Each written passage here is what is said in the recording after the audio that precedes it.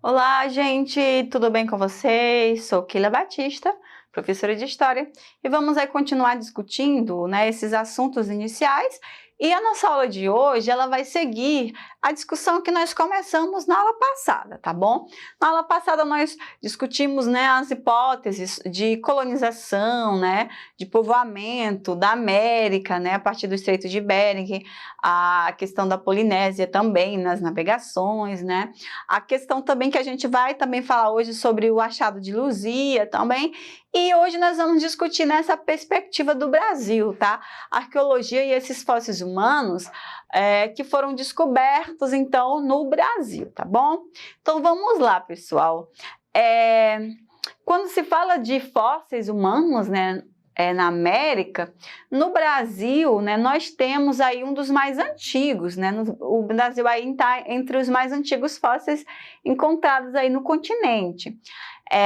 Em meados do século XIX, o naturalista e botânico dinamarquês Peter Werdelund, encontrou na gruta de Sumidouro, em Lagoa Santa, Minas Gerais, fósseis de cerca de 30 indivíduos, Então, a partir daí, calcula-se que esses fósseis tenham mais ou menos 12 mil anos, E aí, pesquisas posteriores encontraram outros fósseis na região, que data de cerca de 14 mil anos, Lagoa Santa, então, é o maior sítio arqueológico com material fóssil humano aí, no interior brasileiro, tá bom, pessoal? Em Minas Gerais, tá? A análise desses fósseis, revela que esses indivíduos de Lagoa Santa tinham estatura baixa e cabeça alongada, abrigavam-se nas grutas da região, E nessas grutas eles deixaram como registros, as pinturas rupestres, Isso a gente já viu lá quando nós estávamos falando sobre a pré-história, em rochas e paredes das cavernas, deixaram aí símbolos representando figuras humanas, animais, figuras representando aí o cotidiano dessas pessoas, tá bom, pessoal? Então, a gente tem aí em Minas Gerais esse sítio, o maior sítio arqueológico do Brasil, onde temos aí a presença dessas pinturas rupestres, tá bom?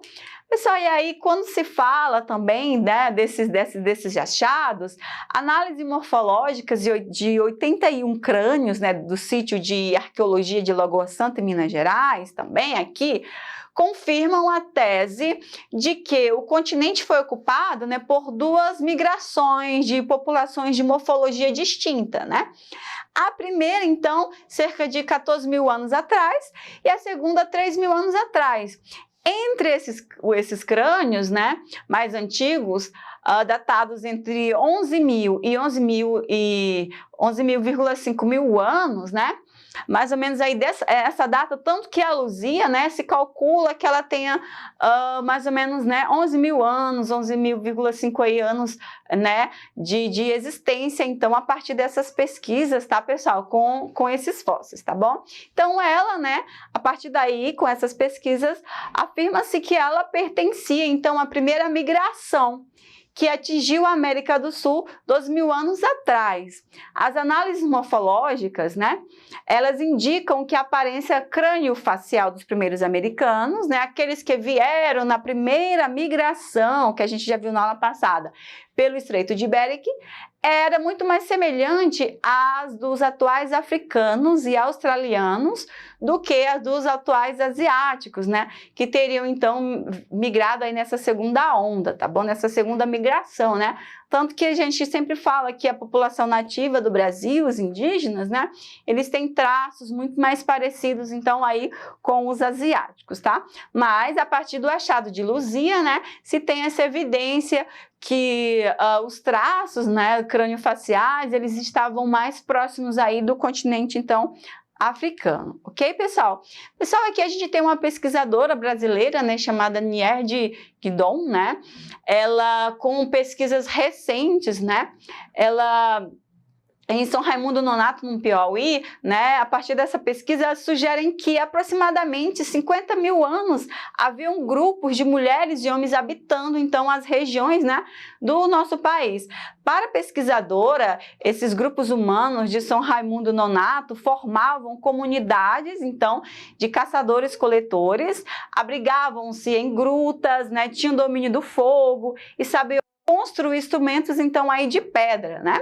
No entanto, as informações a respeito desses primeiros povoadores do atual estado do Piauí tem gerado discussões e controvérsias, né, entre então esses estudiosos. Então, além de Lagoa Santa e São Raimundo Nonato, o Brasil, então, ele apresenta outros sítios, né, arqueológicos, tá bom, pessoal? Então, a gente tem, a partir dessas pesquisas, né, características que podem comprovar como eram, né, a partir desses estudos, o cotidiano dessas pessoas, né, caçadores-coletores, já tinham aí o domínio do fogo, né, já fabricavam, né, os seus instrumentos aí a partir da pedra, tá bom? Então, a arqueologia, ela é muito importante na história, né, para vir com essa validação científica a partir aí dos estudos realizados, tá bom, pessoal?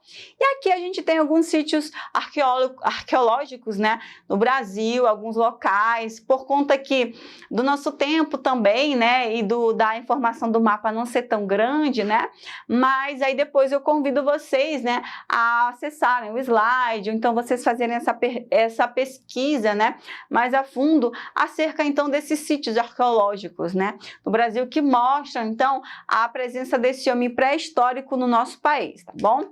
Pessoal, como nós vimos na informação anterior que a gente viu da pesquisa, aqui a gente tem então no Brasil, né, povos que seriam os caçadores e coletores, né, a partir dessas evidências, né? Então, acredita-se que entre 11 e 6 mil anos atrás, esses grupos humanos de diferentes culturas foram se espalhando aí por todo o território brasileiro, né?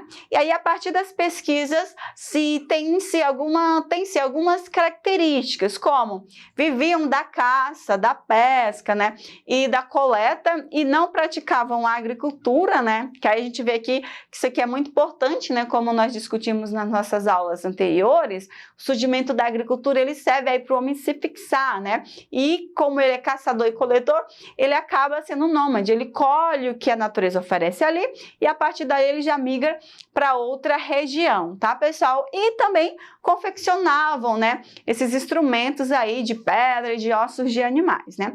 Faziam uso do arco e flecha, né, que permitia aí capturar animais, né, para subsistência. Tem-se também o uso da boladeira, né, que é um artefato que consiste em 2 ou 3 bolas de pedras amarradas por um cordão de couro, né, lançada sobre as patas do animal para derrubá-lo, né. Até hoje, então, aí a gente tem uma questão cultural que é utilizadas por garimpeiros gaúchos, né. Então, a partir dessas pesquisas, nós temos esses indícios, tá bom, pessoal? E também, quando se fala de Brasil, né, temos os povos caçadores e coletores.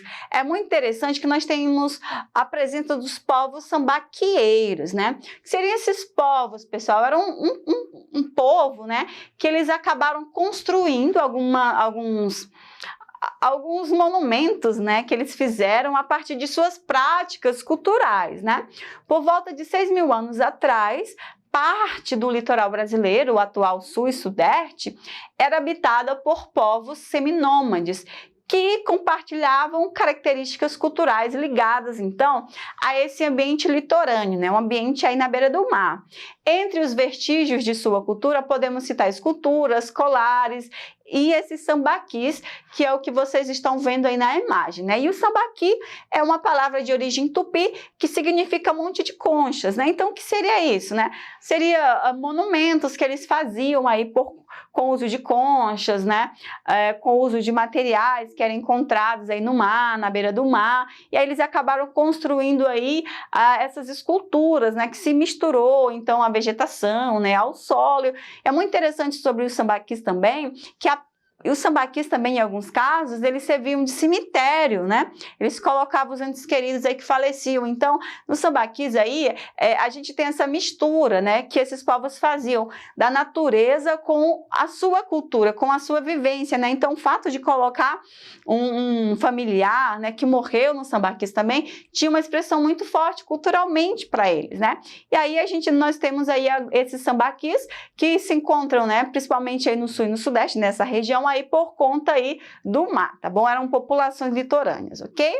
Pessoal, ainda, né, falando sobre os tambaquis, né, eles eram utilizados, como eu falei, para enterro de mortos, enfeites, enterravam um monte de coisa, né? Esses povos costumavam, né, construir suas habitações sobre esses montes de conchas, por isso que a gente tem ainda esses monumentos, né? E pesquisas sobre os sambaquis sugerem que esses povos, né, formavam uma aldeia com 100 a 150 habitantes, né? Viviam da caça, tem essa questão da pedra polida, o domínio do fogo, né, para a questão aí de alimento, né, assar os animais encontrados, né, e temos aí toda essa expansão territorial que durou cerca de 5.000 anos, né, e claro, ela foi interrompida aí pela ocupação do litoral aí e parte do interior por tribos e aldeias da etnia Tupi, né. Então, o que a história diz é que essa população, ela é anterior à população nativa, né, que se tinha quando os portugueses, né, os europeus, chegaram então no nosso continente. E aí nós temos, só para finalizar, pessoal, alguns povos, né, agricultores e ceramistas, né? Aqui a gente tem então esses povos, né, por volta de 4.000 anos atrás, eles se desenvolveram aí, onde se tem indícios dessa cerâmica, né, principalmente aí na região norte, né, em Santarém, Ilha de Marajó, aí no Pará, né, estado do Pará, onde se tem um indício aí dessas populações, que a gente vai discutir um pouco sobre a arte, né, ainda dessa população na nossa próxima aula, ok? Então vamos para o nosso exercitando. Uma questão bem simples aí para a gente colocar verdadeiro ou falso. Vamos lá. Sobre a história no Brasil e os primeiros habitantes, assinale V para as assertivas que forem verdadeiras e F para as que forem falsas. Vamos lá. Os primeiros habitantes do Brasil não deixaram nada escrito, mas deixaram muitos vestígios arqueológicos, como as cavernas, né, com pinturas rupestres, fósseis de bichos pré-históricos, objetos como ponta de lanças, machados, sepulturas e outras coisas. Verdadeira, né, pessoal? A gente acabou de discutir isso. Outra, as marcas da pré-história brasileira estão presentes em todos os cantos do país. E o nome do conjunto destes vestígios encontrados em determinada região recebe o nome de sítio arqueológico. E o mais conhecido em nosso país é a Serra da Capivara, no estado de Piauí. E aí, pessoal, correta? Verdadeira, né, pessoal? Aí nós temos sítios arqueológicos, então, no nosso vasto território brasileiro, claro, né, que Serra da Capivara, então, é o mais conhecido desses sítios, ok?